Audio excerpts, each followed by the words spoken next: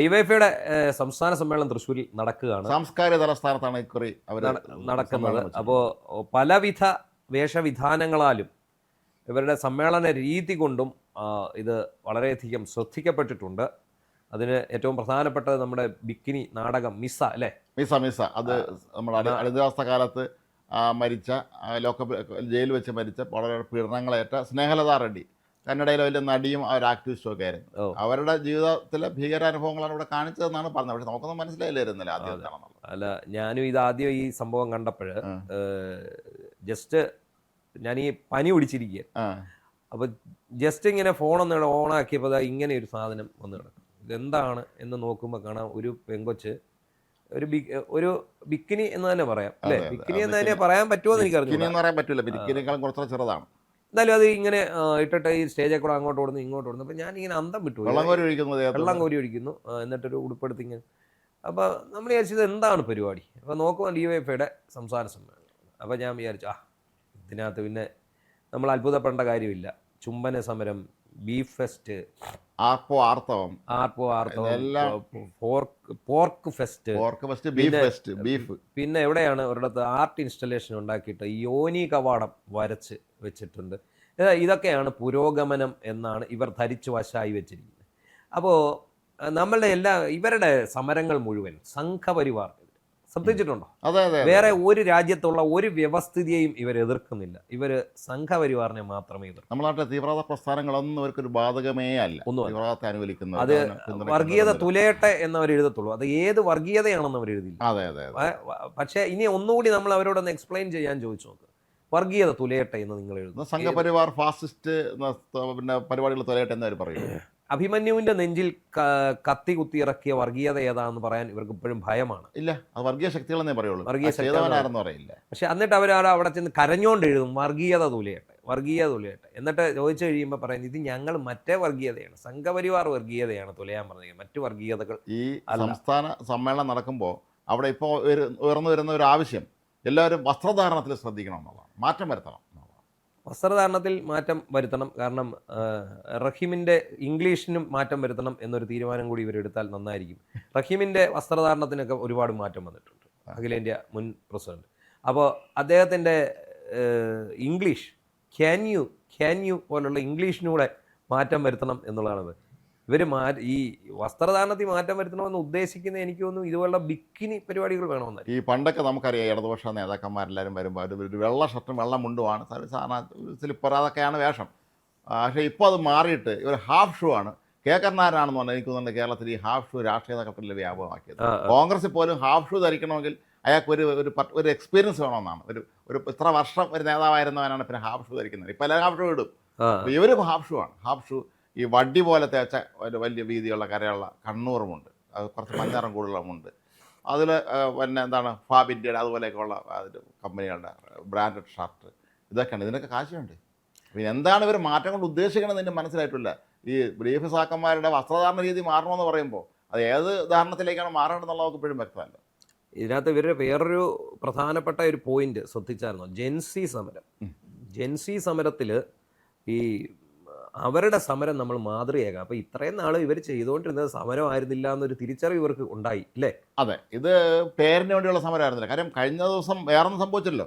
ഇന്നലെ ഡിവൈഎഫ്ഐ സമ്മേളനത്തിന് അവതരിപ്പിച്ച പ്രവർത്തന റിപ്പോർട്ടിൽ 10 വർഷം നമ്മൾ ഭരണത്തിൻ്റെ ശീതള ഛായയിൽ നമ്മളങ്ങ് മയങ്ങിപ്പോയി എന്നുള്ളൊരു സ്വയം കുറ്റേറ്റെടുക്കലുണ്ടായിരുന്നു. അത് മയങ്ങുക മാത്രമല്ല, ഈ രാസലഹരി നാട് മുഴുവൻ വ്യാപിപ്പിക്കാനും നമ്മളിൽ ചിലർ തയ്യാറായി എന്നുള്ളതാണ്.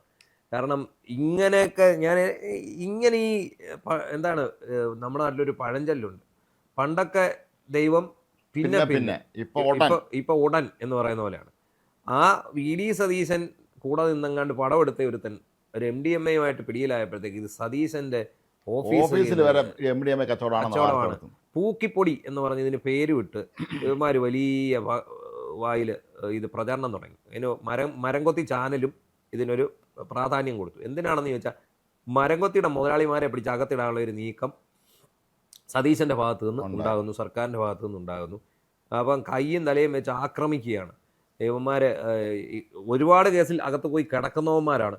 ഇനി ഇതിനകത്തൂടെ പോയി കിടന്നു കഴിഞ്ഞാൽ ഇതോടുകൂടി യുവമാരുടെ തള്ളലിന്റെ സുഖശീതളിമയെല്ലാം തീരും. നമ്മൾ ഇന്നലെ ഒരു വാർത്ത കൊടുത്തിട്ടുണ്ടായിരുന്നു, അണ്ടർവെയറിട്ട് ലോക്കപ്പ് അതെ, കിടന്നത്. അണ്ടർവെയറിട്ട് ലോക്കപ്പിൽ കൊടുത്ത് കിടന്ന സംഭവം അത് ശരിക്കും അതിന്റെ കഥ കേട്ട് കഴിഞ്ഞാൽ അത് അത് അത് വിശദമായിട്ട് ചർച്ച ചെയ്യേണ്ടതുണ്ട്. അത് നമുക്ക് പിന്നീട് ചർച്ച ചെയ്യുന്നുണ്ട്.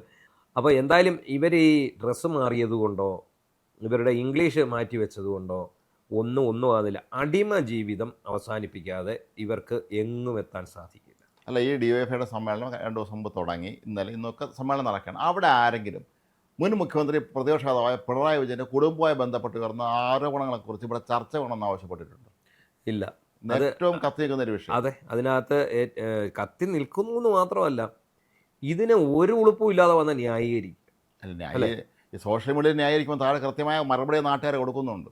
അതെ, ഈ വസ്ത്രധാരണം കൊണ്ട് പിന്നെ ഒരു പാർട്ടിയെ ഒന്നും മാറ്റിമറിക്കാൻ സാധിക്കും. ഇവരിപ്പോൾ തിരിച്ചറിയുന്നുണ്ട് ജൻസി സമരത്തിൻ്റെ പാതയിൽ വേണം നമ്മൾ നീങ്ങാൻ. ജൻസി സമരം എന്താണ് അവർ സംഘടിപ്പിച്ചത്? അവർ ജന്തർ മന്ദറിൽ അവിടെ എത്ര ദിവസത്തോളം അവർ സമരം ചെയ്തു? 1 മാസം 1.5 മാസത്തോളം സമരം ചെയ്തു.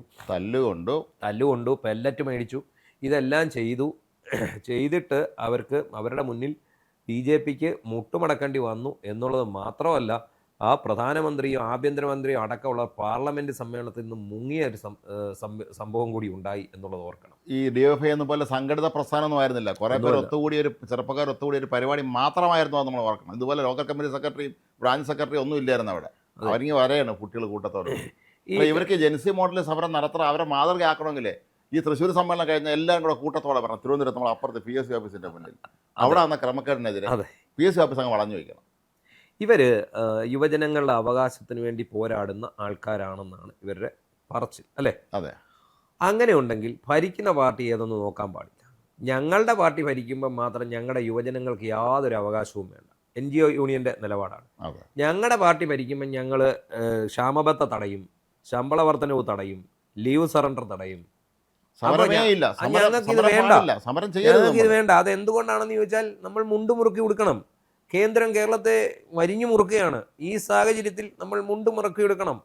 നമുക്ക് ലീവ് സറണ്ടർ വേണ്ട, നമുക്ക് ശമ്പള വർധനവ് വേണ്ട, നമുക്ക് ക്ഷാമബത്ത വേണ്ട, ഒന്നും വേണ്ട. നമ്മൾ മുണ്ടുമുറുക്കി കൊടുക്കണം. നമ്മളെ നേതാവിൻ്റെ മോള് ഗൾഫിലേക്ക് 85 ലക്ഷം രൂപ ചുമ്മാ വെറുതെ അവിടെ അറബികൾക്ക് വെറുതെ ഇരിക്കുന്നവർക്ക് ഒരു വെറുതെ വൈകുന്നേരത്ത് ചായ കുടിക്കാൻ വേണ്ടി ഒരു 85 ലക്ഷം രൂപ അത് കൊടുക്കും. അപ്പോൾ ഭരണം അങ്ങോട്ട് മാറുന്ന പുറകെ എന്താ സംഭവിക്കുന്നതെന്നറിയാം? ഭരണം മാറുന്ന പുറകെ ഞങ്ങൾക്ക് ഇതെല്ലാം വേണം. അടുത്ത ആഴ്ച ഞങ്ങൾ സമരത്തിൻ്റെ ഞങ്ങൾക്ക് ക്ഷാമബത്ത വേണം, ലീവ് സറണ്ടർ വേണം, ശമ്പള കുടിശ്ശിക വേണം, ശമ്പള പരിഷ്കരണം വേണം. ഇപ്പോൾ കേരളത്തെ ആരും വരിഞ്ഞു മുറുക്കുന്നില്ല. ഇല്ല, കേന്ദ്ര സർക്കാർ ഇപ്പോൾ കേരളത്തെ വരിഞ്ഞു മുറുക്കും, ഇല്ലേ എന്ന് പറഞ്ഞ പോലെയാണ്.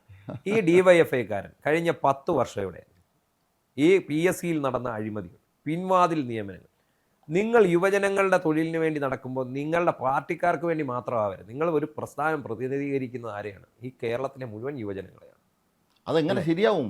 സമരം ചെയ്യാൻ വീട്ടിലെ ഭാര്യയുടെയും ഭർത്താവിൻ്റെയും സഹോദരങ്ങളൊക്കെ ജോലി പോവും. അതാണ് കാര്യം. ഈ എന്താണ് ഈ വാഴക്കൊല PhD-കാർ കോളേജിലെ ഈ സർവകലാശാല ഡിപ്പാർട്ട്മെൻറ്റിലുള്ള അധ്യാപകരായ ജോലിയൊക്കെയാണ്. അവരെല്ലാവരും പിരിച്ചിട്ടുണ്ടല്ലോ. UG സ്കെയിലിൽ ശമ്പളം എന്ന് പറഞ്ഞാൽ അതിഗംഭീരമാണ്. നമ്മുടെ നാട്ടിൽ സിവിൽ സർവീസ് ഉദ്യോഗസ്ഥന്മാർ കിട്ടും പോലെ ശമ്പളമാണ് ഇപ്പോൾ UG സ്കെയിലുള്ള ഉള്ള കോളേജിൽ അവർ കിട്ടുന്നത്. എന്തായാലും ഇവർ എന്ത് മാറ്റിയിട്ടും ഒരു കാര്യവുമില്ല. ഇനിയിപ്പോൾ ഇവർ മുണ്ട് ഷർട്ടും മാറ്റി ബിക്കിനി ഇട്ടുകൊണ്ട് നടന്നാലും ബനിയനും ജട്ടി ഇട്ടുകൊണ്ട് നടന്നാലും എങ്ങനെ നടന്നാലും ഈ പാർട്ടി ഇതിനുള്ളിലെ പുഴുക്കുത്തുകളെ നിങ്ങൾ സധൈര്യം വെല്ലുവിളിക്കാൻ നിങ്ങൾ തയ്യാറാണ്. പിണറായി വിജയനെ വെല്ലുവിളിക്കാൻ നിങ്ങൾ തയ്യാറാണ്. ആദ്യം നിങ്ങൾ നാട് നന്നാക്കുന്നതിന് മുമ്പ് ആദ്യം നിങ്ങളുടെ വീട് നന്നാക്കാം. ആദ്യം നിങ്ങളുടെ കൂട്ടത്തിലുള്ള ലഹരി കച്ചവടക്കാരെ പുറത്താക്കുക. ആദ്യം നിങ്ങളെ തെറ്റിദ്ധരിപ്പിച്ച് നിങ്ങളെ കൊണ്ട് ചുടിയോറ് വാരിപ്പിക്കുന്ന പിണറായി വിജയൻ എന്ന് പറയുന്ന ഈ നാട് കണ്ട ഏറ്റവും വലിയ തട്ടിപ്പുകാരനായ മുഖ്യമന്ത്രിയായിരുന്നു അയാൾ.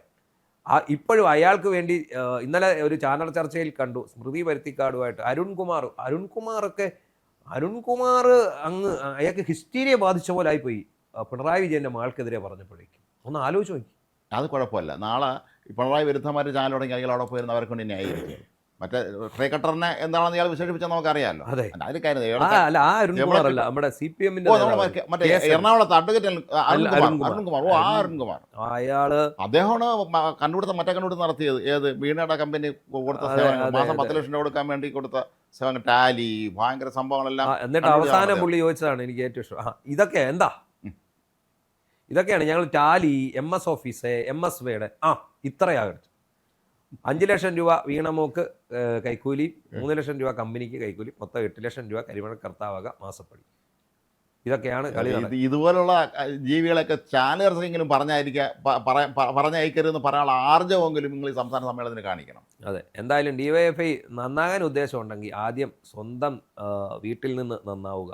ആദ്യം ഈ പിൻവാതിൽ നിയമനത്തിനെതിരെ സമരം ചെയ്യുക. ഇപ്പോഴത്തെ അല്ല, പണ്ടത്തെ. അതുപോലെ പിണറായി വിജയനെ മൂട് താങ്ങുന്നത് നിർത്തുക.